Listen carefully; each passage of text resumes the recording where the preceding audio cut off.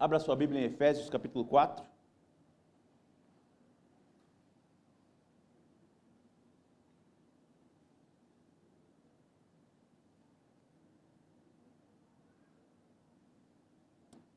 Nessa manhã nós vamos continuar a exposição da carta aos Efésios, retomar a exposição da carta aos Efésios.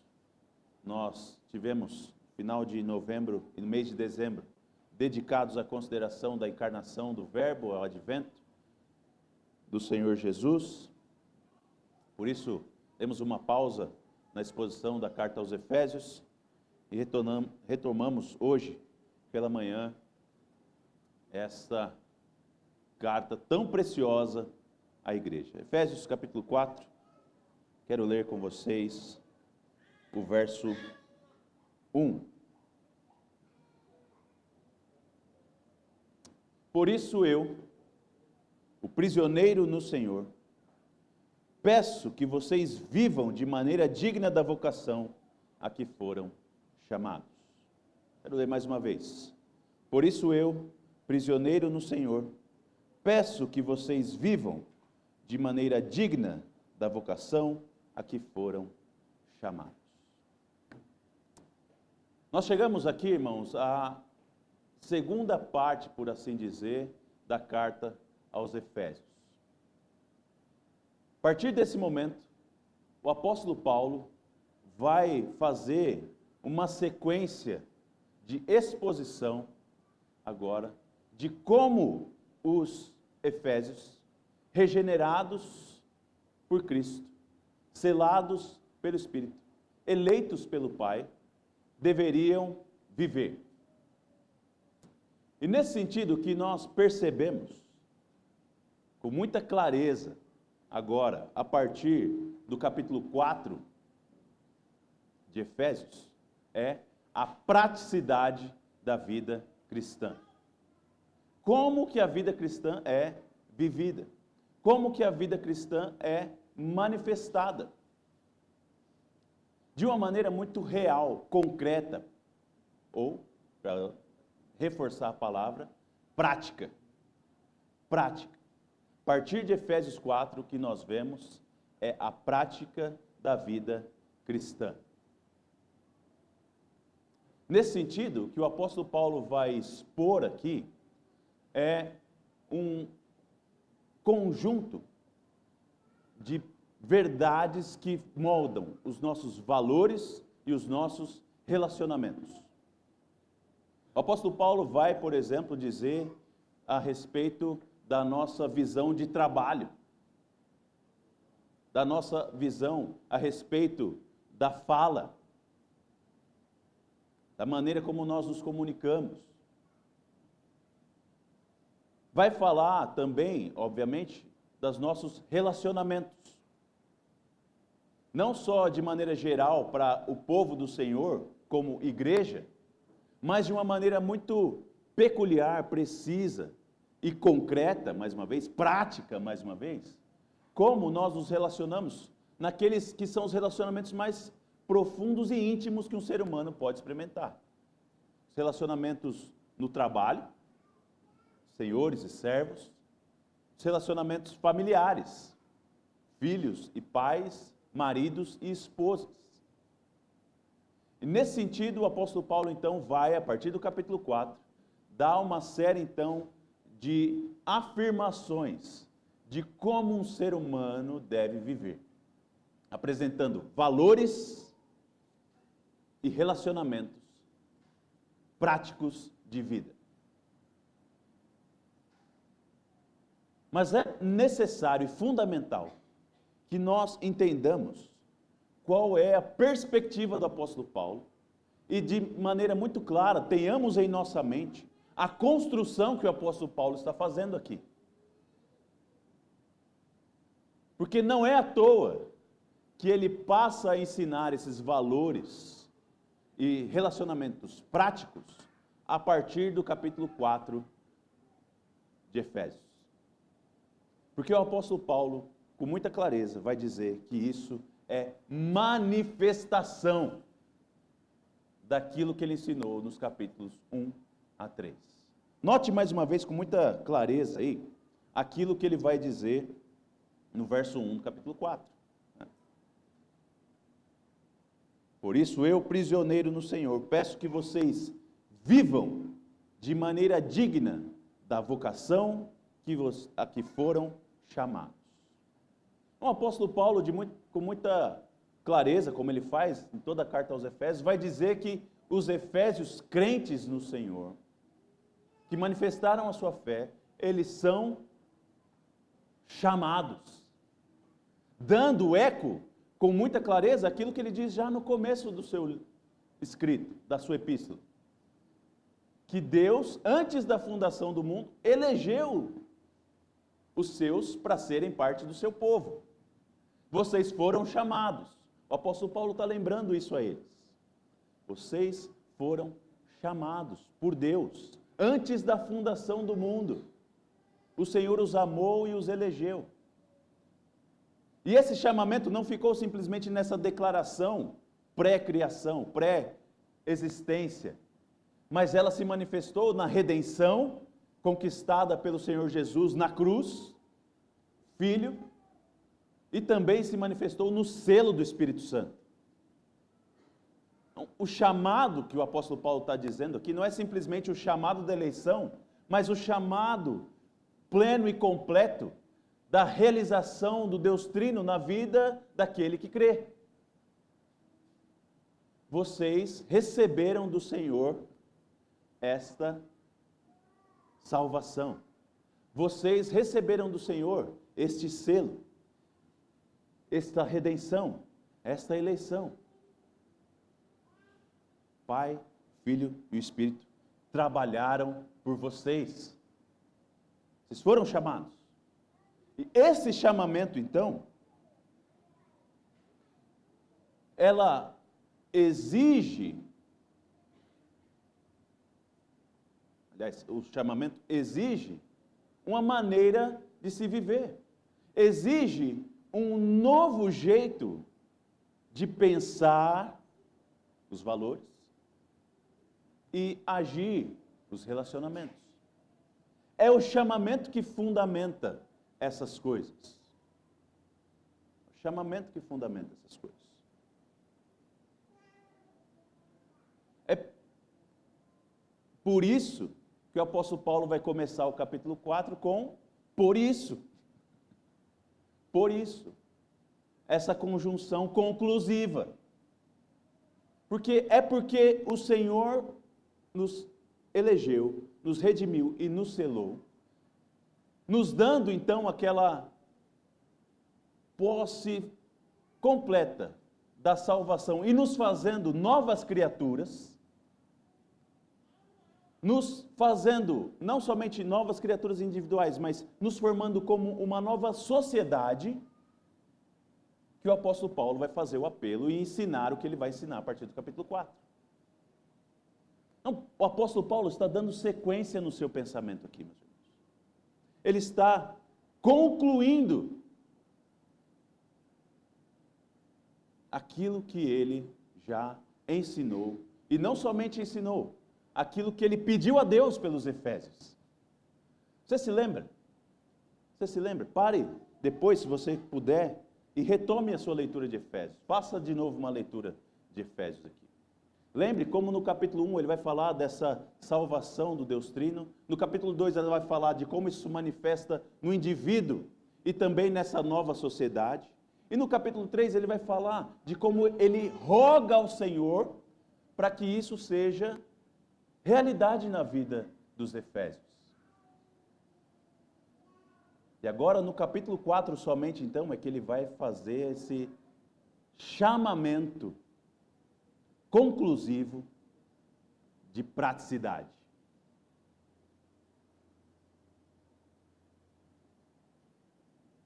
Vocês foram chamados.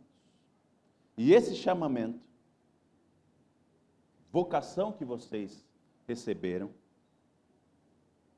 ele exige então um modo de viver que é digno em relação a ele.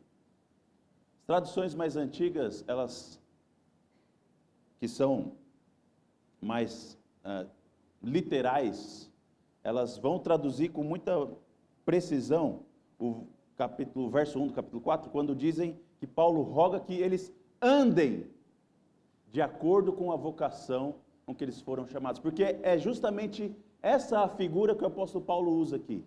A nossa tradução, ela é mais interpretativa e já dá para você a interpretação que ele está querendo dizer, que você viva dessa maneira.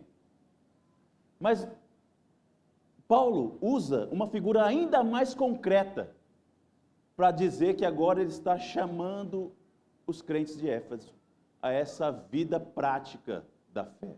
Quando ele diz, andem nessa vocação. E é um verbo que ele vai repetir ainda algumas vezes até o final da sua carta, porque o que ele tem na mente é justamente isso. Que os efésios então agora vão andar, manifestar, seguir passos que demonstram esse chamamento. E nesse sentido, o que ele está construindo é justamente esse contraste. Esse contraste com aquilo que eles eram e a maneira que eles andavam. Lá no capítulo 2, quando ele fala da nossa condição natural de pecadores, ele fala que nós andávamos em delitos e pecados. Nós andávamos para longe do Senhor. A nossa caminhada diária, que expressa com muita clareza o mover humano, a vida humana, por natureza era para se distanciar de Deus, cada vez mais distante dele. Agora, já que nós fomos chamados, eleitos, redimidos e selados, nós andamos em direção ao Senhor, para o Senhor, de maneira que reflete essa obra dele,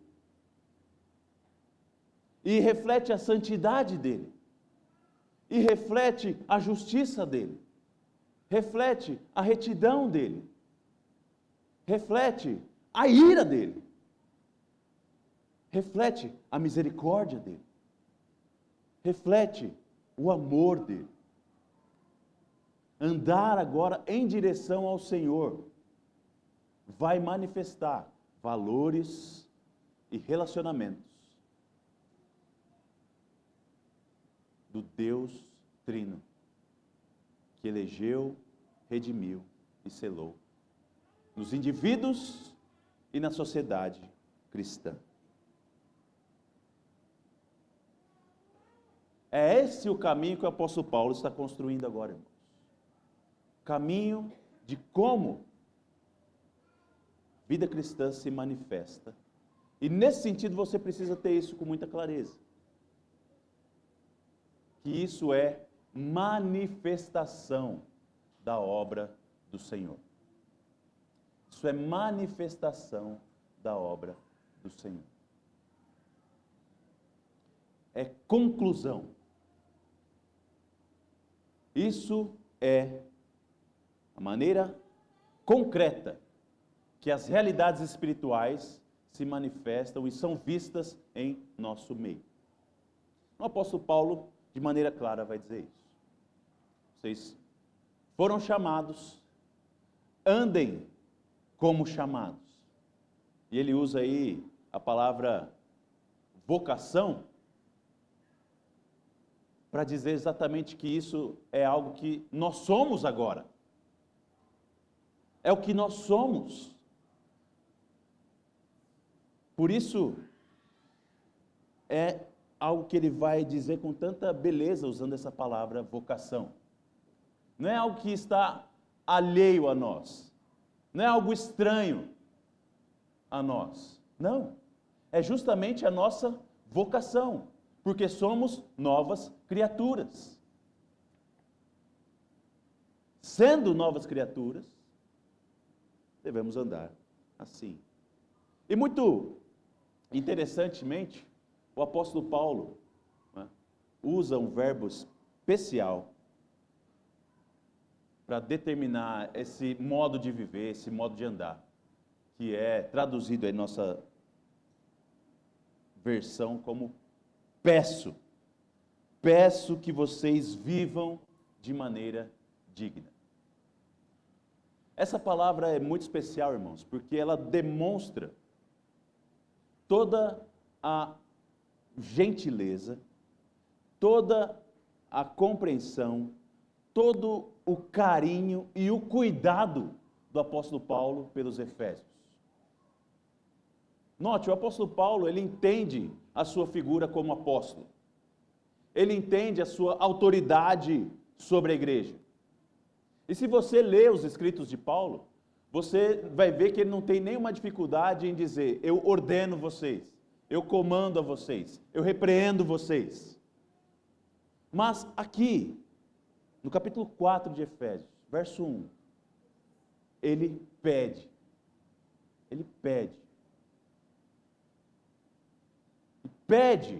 como alguém que está ao lado desses irmãos, como alguém que compreende a realidade de se manifestar a obra da salvação.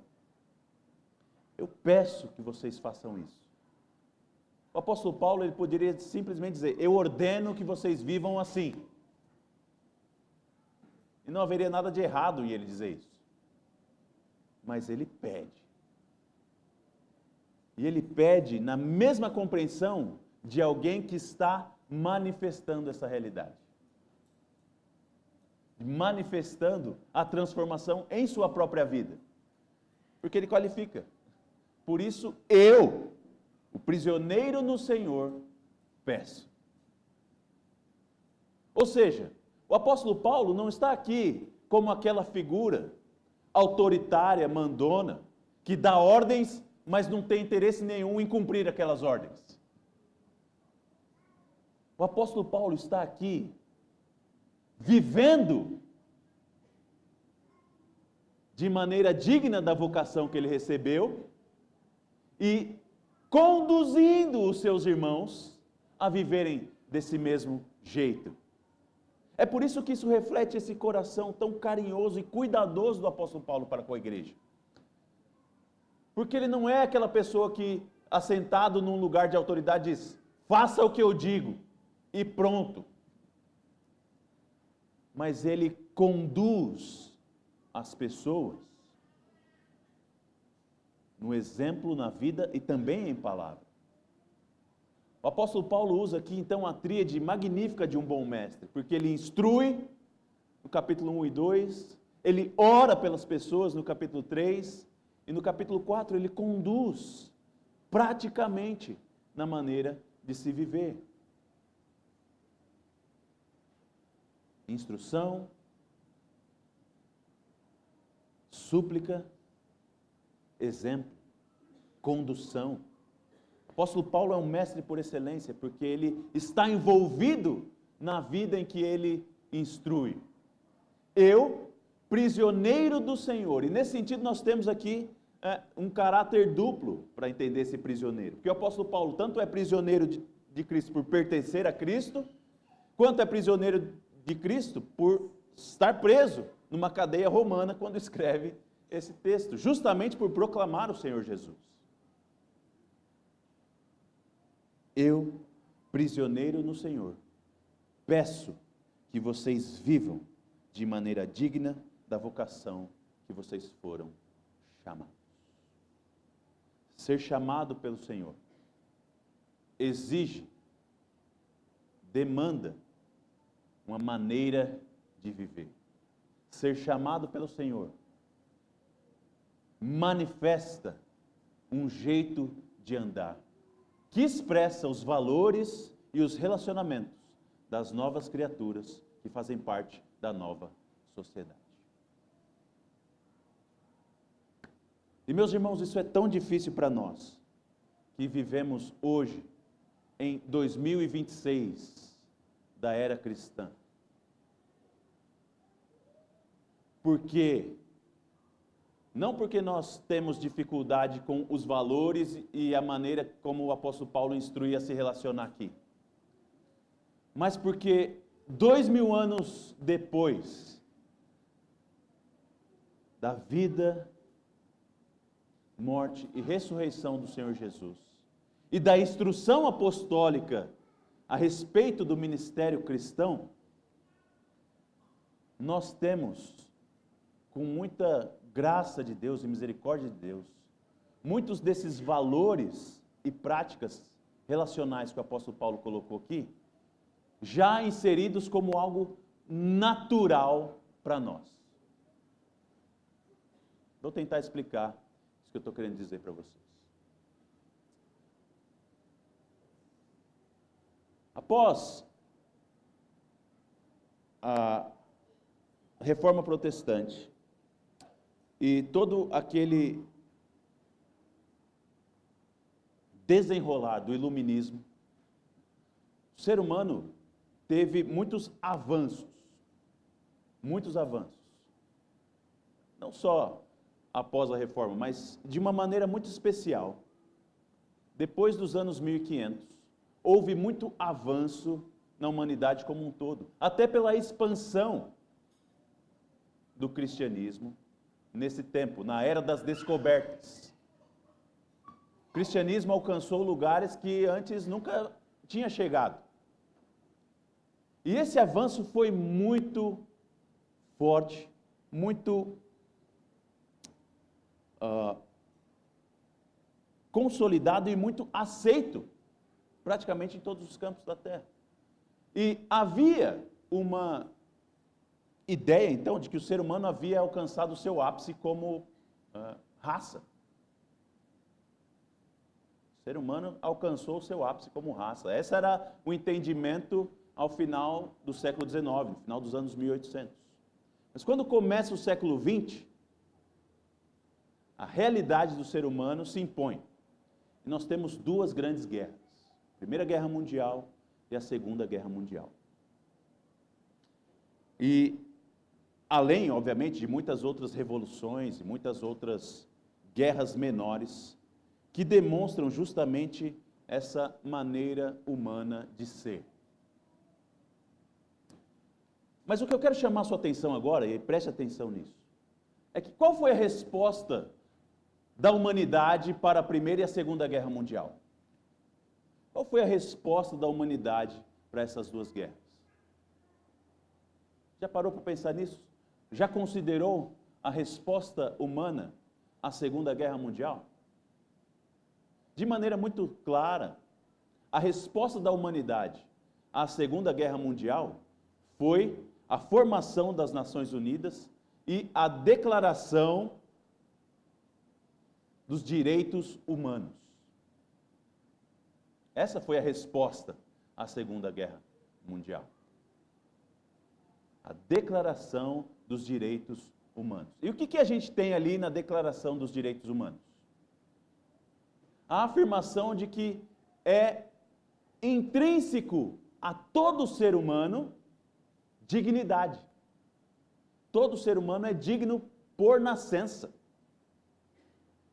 E sendo digno por nascença, ele possui vários direitos. Há vários direitos que pertencem ao homem simplesmente por ele ser homem. E eu estou usando o termo homem aqui como sinônimo de humanidade. Tá? Então, homens e mulheres. Homens e mulheres, simplesmente por existirem como homens e mulheres, possuem vários direitos inerentes a eles.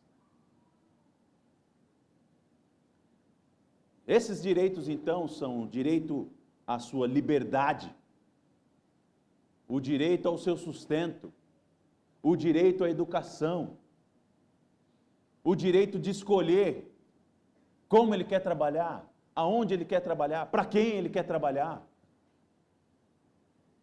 o direito ao descanso e vários outros direitos que eu quero recomendar a você a ler a Declaração de Direitos Humanos da ONU.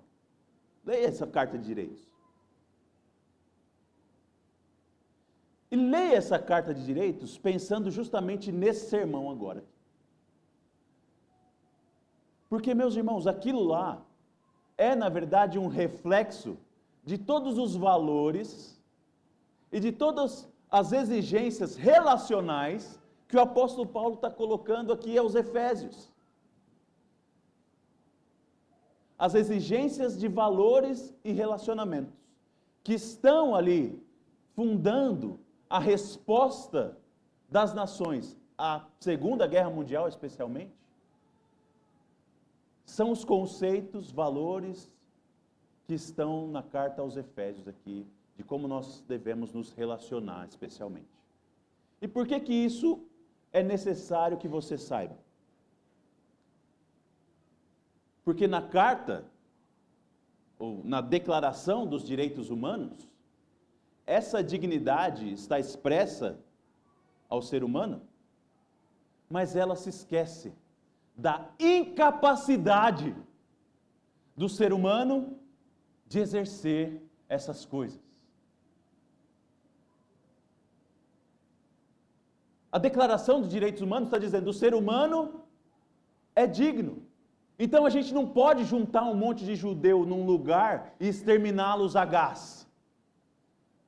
Mas ela está dizendo isso para um povo que juntou um monte de judeu no lugar e eliminou-os a gás.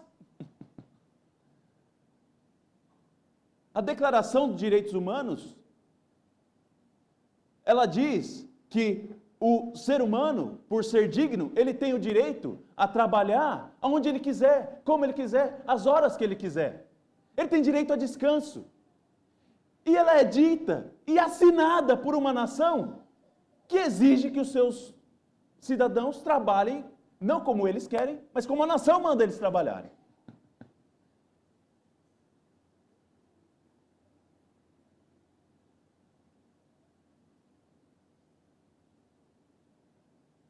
Os 5 membros fundadores da ONU, aliás, são 50, mas os 5 principais são Estados Unidos, Grã-Bretanha, China, União Soviética e o quinto eu não me lembro. Depois, se voltar a minha memória aqui, eu falo. Estados Unidos, Grã-Bretanha, União Soviética e China. Leia a carta, a Declaração dos Direitos Humanos, e veja as notícias sobre a vida na China, sobre a vida na Rússia, e me diga se é possível, naturalmente ao ser humano, executar aquilo lá. 4 anos depois que a China, o governo chinês, assinou aquela declaração, o Partido Comunista assumiu o país, Mao Tse-tung assume o governo da China. E aí, você pode ler a história do que aconteceu na China, de como é a vida na China.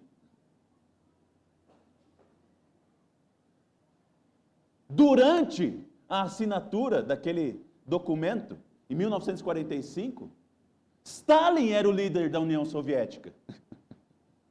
E ele está dizendo que as pessoas têm direito de viver, de comer, enquanto ele mata as pessoas de fome.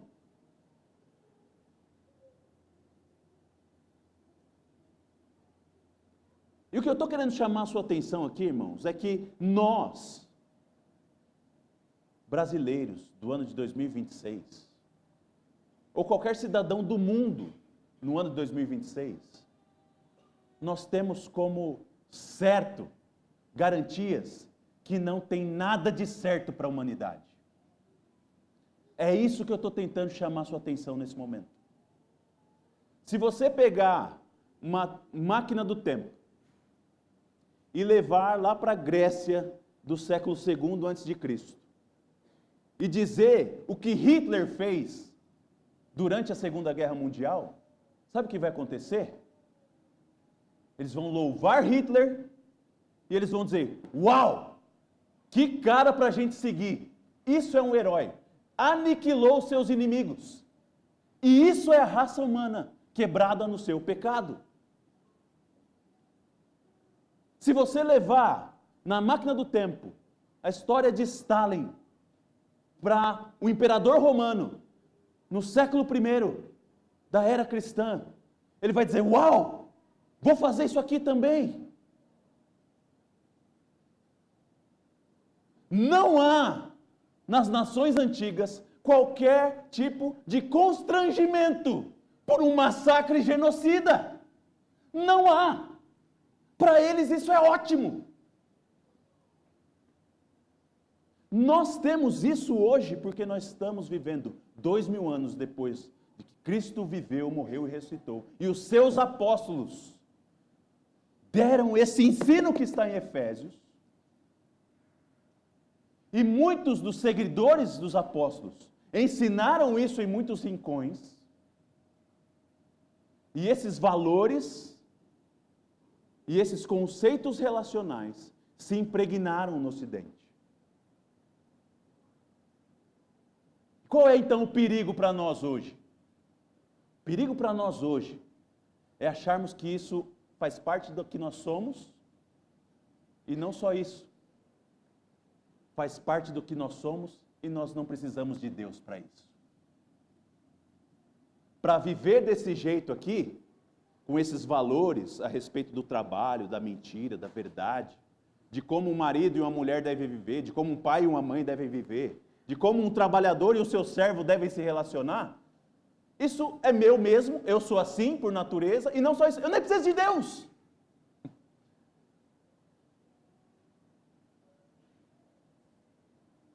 Porque eu sou ser humano digno por nascimento. Então eu posso e eu consigo viver essas realidades. Por mim mesmo. E o século XX está aí para esfregar na sua cara. Que não é possível viver assim. E não adianta você fazer declaração de direitos humanos, porque essa declaração de direitos humanos vai ser só mais uma ferramenta no dia do juízo humano. Quando Deus falar, olha aqui, vocês sabiam, vocês assinaram um documento. E mesmo assim, permaneceram vis, andando para o lado contrário. Por isso que essa estrutura aqui ela é tão necessária, irmãos. Porque a gente precisa ser lembrado de que isso só é real e possível. Porque o Deus Trino elegeu, redimiu e selou novas criaturas para formar uma nova sociedade. E o apóstolo Paulo então está nos instruindo aqui também hoje. Lembrem-se de Cristo. Lembrem que é porque vocês foram chamados que vocês vão viver assim. Não é de vocês mesmos. Por natureza vocês estão vivendo para o outro lado. Para viver assim, você precisa lembrar que você recebeu uma vocação. Uma nova condição foi dada a você que te permite agora então viver para a glória de Deus, para o louvor da glória de Deus e se direcionar caminhando para Deus. Não é possível viver vida cristã sem ser cristão. É isso que o apóstolo Paulo está dizendo. Mas a humanidade, ela quer os valores cristãos sem Deus. E ela pode até usar Deus, falar de Deus, mas no fim das contas, como ela acha que ela conquista essa relação com Deus? Porque ela realiza em si mesmo os méritos para ser recebido por Deus. E meus irmãos, isso está impregnado. E nesse sentido, não é um problema só para a China, para a União Soviética, a atual Rússia. Não. Isso é um problema nosso. Do ser humano. Que pensa que pode realizar isso e ser então agradável a Deus. Você lembra do filme O Resgate do Soldado Ryan? É um filme de 1998, ou seja, tem aí os seus 28 anos. Então não tem spoiler mais. Mas o filme conta a história de como um batalhão se destacou para resgatar um soldado. E há muito esforço para que aquele soldado seja resgatado. Vidas são ceifadas para aquele soldado ser resgatado. E a última cena do filme, a penúltima cena do filme, finalzinho do filme, nós temos lá o Capitão Miller diante do soldado Ryan, e o Capitão Miller vai morrer. E ele vira para o soldado Ryan então e diz assim: faça por merecer. Faça por merecer. Isso que você está recebendo hoje aqui, soldado Ryan. Você está recebendo hoje liberdade. Sua vida foi resgatada. Agora volte para os Estados Unidos e faça por merecer isso que você recebeu. E para muitos crentes, a vida cristã é isso. Eu vou agora fazer por merecer. Não, você entendeu tudo errado. Você não merece por si mesmo. Não há nada em você que faça você aceitável a Deus. É Cristo quem te dá os méritos. É Cristo quem torna você uma nova criatura, membro cidadão de uma nova sociedade.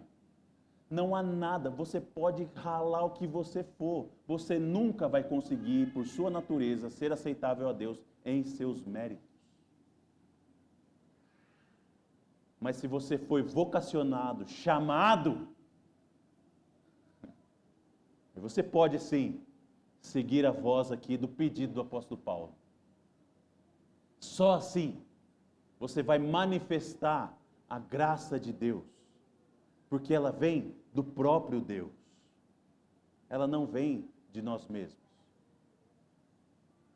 Não por obras, para que ninguém se glorie. Não por obras, para que ninguém se glorie. Mas para as boas obras, para que o nome de Deus somente seja louvado e glorificado. Meus irmãos, nesse sentido então, quero dizer para vocês, qual é a diferença da sua vida para a vida de qualquer outra pessoa nesse mundo? Qual é a sua diferença para qualquer outra pessoa nesse mundo?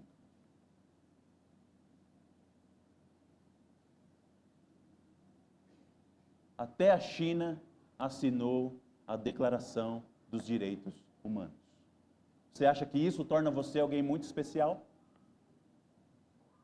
Você acha que isso torna você capaz de ser aceitável a Deus? Até Stalin assinou aquele documento.